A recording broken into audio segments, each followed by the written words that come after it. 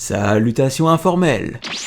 Umigame est l'ami de Kame Sennin. À environ 1000 ans, Umigame est en fait plus âgé que Kame Sennin lui-même. Sa personnalité vertueuse est exactement à l'opposé de celle de Kame Sennin, et il agit donc souvent comme chaperon. Il n'était qu'une tortue ordinaire, mais il est devenu capable de parler après avoir vécu plusieurs siècles avec Kame Sennin. Après s'être perdu en cueillant des champignons, Umigame s'est retrouvé un matin dans la vallée du crâne, où il a rencontré Goku et a été presque pris pour un rocher. Après que Bulma lui ait donné de l'eau de mer, Goku a décidé d'emmener Umigame sur son dos pour le ramener à la mer. En chemin, il allait être mangé par un ours, mais Goku le vainquit très facilement et continua son chemin. Quand il a été ramené, il est retourné à Kame House pour récupérer Kame Sennin qui a récompensé Goku avec le nuage magique et Bulma avec la Dragon Ball. Umigame a revu Goku quand il est venu avec Shishi pour récupérer l'éventail Bancho de Kame Sennin. Mais Umigame a rappelé à Kame Sennin qu'il l'avait accidentellement jeté et que Kame Sennin devait aller éteindre les flammes lui-même. Goku a trouvé le fils de Umigame lorsqu'il attrapait du poisson à Kame House alors qu'il attendait que Krillin et Lunch reviennent avec le sous-marin de Maître Roshi.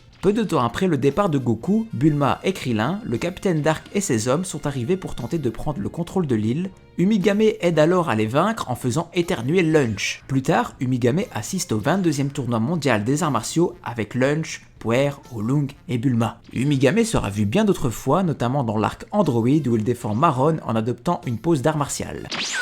Que vaut-il? La tortue n'est qu'une tortue géante. Il possède peu de compétences en arts martiaux, des capacités de ki ou d'autres traits non naturels. Son niveau de puissance est évoqué par Bulma, qui le scanne avec le scouter et voit apparaître le 0,001 unité. Umigame arrive pourtant plusieurs fois à gagner ses duels, alors que son niveau de puissance est ridiculement petit. Mais ceci s'explique par le fait qu'il utilise les arts martiaux de manière défensive, et retourne donc la force de son adversaire.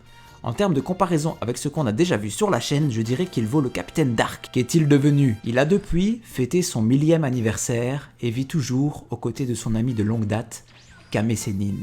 Pour plus d'histoires, like, abonne-toi, bisous.